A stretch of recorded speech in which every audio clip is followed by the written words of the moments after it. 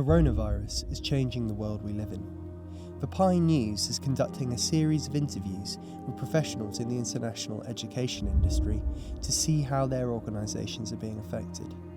In this episode, we look at the world of Edtech and how institutions are looking to remote learning for answers. The Pi spoke with Edtech and university leaders to hear their side of the story. Simon Nelson is CEO of digital education platform FutureLearn. Kath D'Amico is Director International of Trent University in Canada. Graham Glass is CEO and founder of learning platform Cypher Learning. And Nick Golding is Sales and Marketing Director for the Access platform, a peer recruitment tool that connects student ambassadors with prospective students. They gave us their thoughts on coronavirus and EdTech.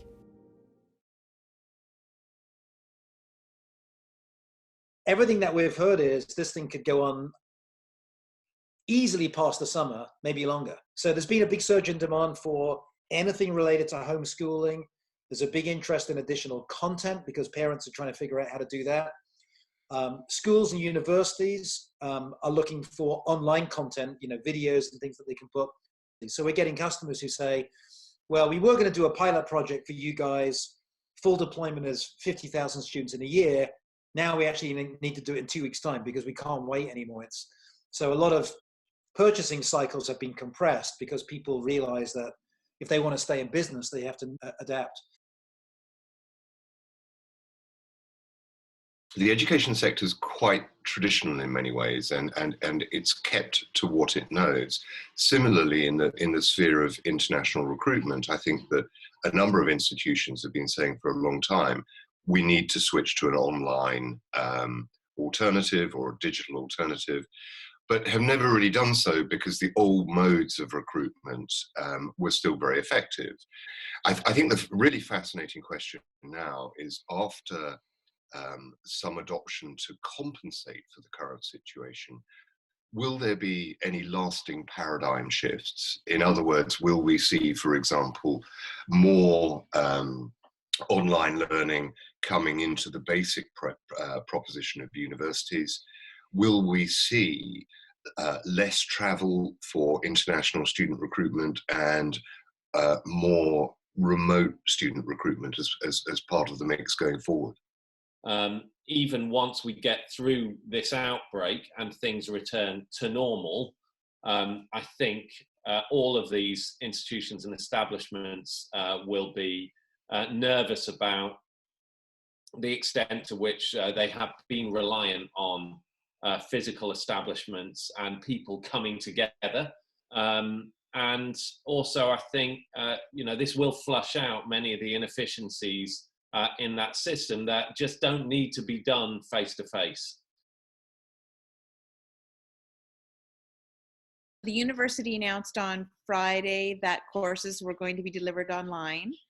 And, for some faculties and departments, that's an easy switch. And for others, it's a transition. And we have instructors who have been doing this for a long time and who really value that face-to-face contact. And that's just their strength as a teacher. And so the transition to the online learning is going to be more difficult. And we need to make sure that we have the supports in place. There are a lot of teachers that are just not comfortable with technology. And so just the idea of actually having to create an account and starting things up, they might worry a little bit like, oh no, I didn't get the training. How am I ever going to learn this stuff? As far as what we provide, for example, we have what we call an Edtech team. So we've got people in many countries around the world that if they get stuck, they can actually provide training, assistance, best practices, adoption. And we do a lot of that through web conferencing already.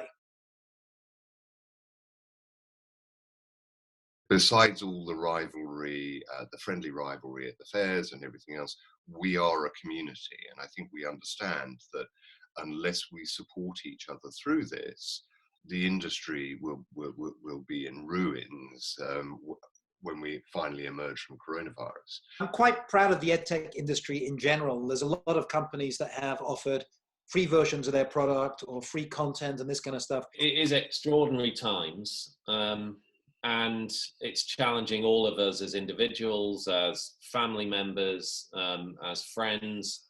And it can feel quite scary from time to time.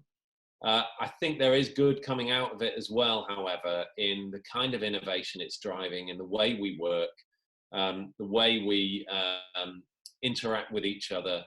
And I'm certainly feeling, you know, alongside all the difficulties, challenges, and fear, the elements of humanity that I'm seeing really shine out give me a lot of hope and optimism.